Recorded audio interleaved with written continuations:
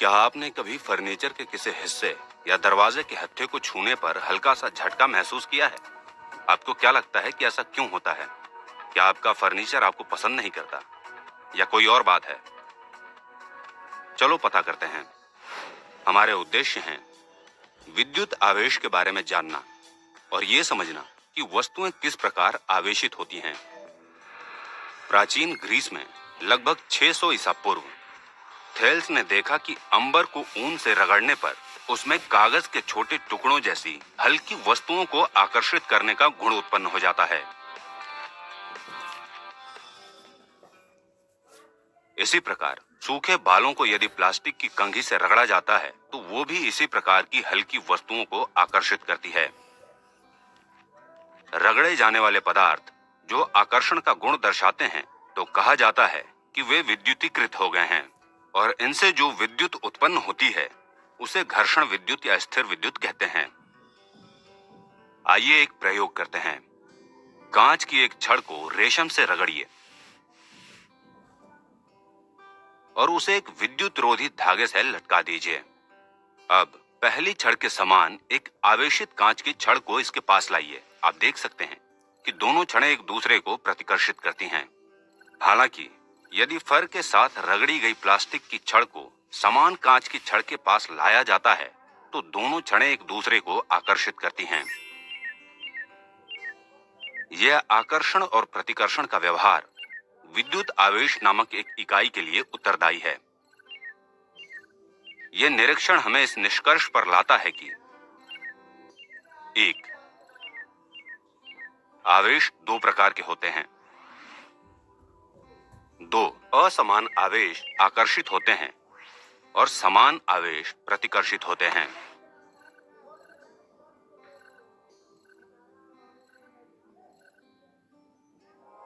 जब विद्युतीकृत प्लास्टिक और कांच की छड़ को संपर्क में लाया जाता है तो उनके द्वारा अर्जित आवेश परस्पर उदासीन या शून्य हो जाते हैं और छड़ें फिर एक दूसरे को आकर्षित नहीं करती हैं।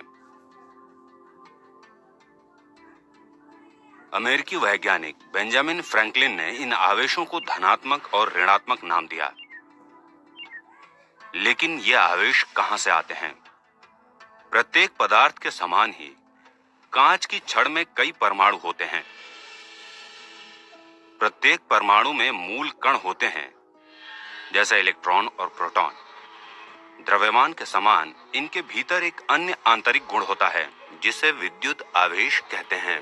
ये एक अदिश भौतिक राशि है और इसका एसआई मात्रक कूलॉम होता है।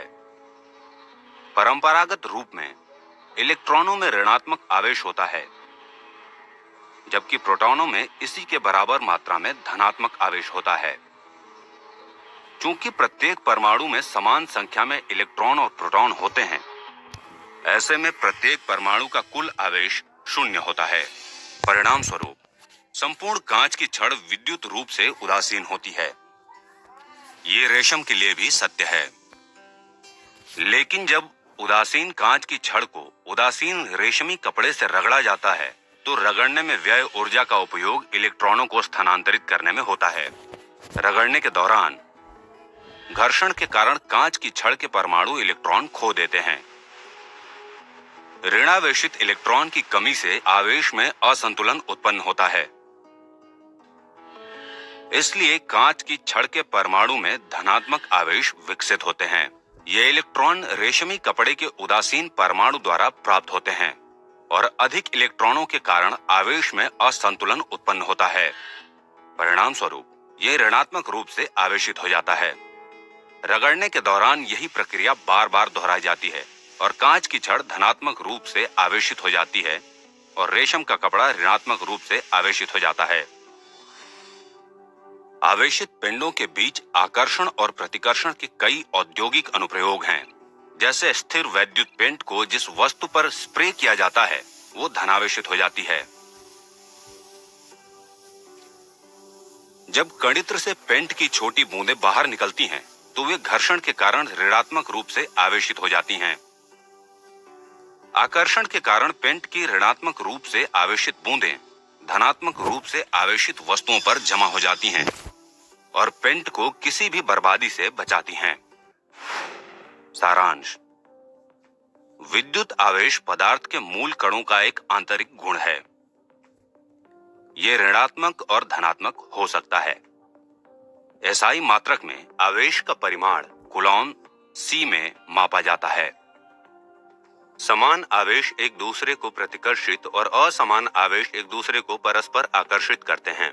स्थिर वैद्युत पेंट स्प्रे स्थिर विद्युत के कई औद्योगिक अनुप्रयोगों में से एक है।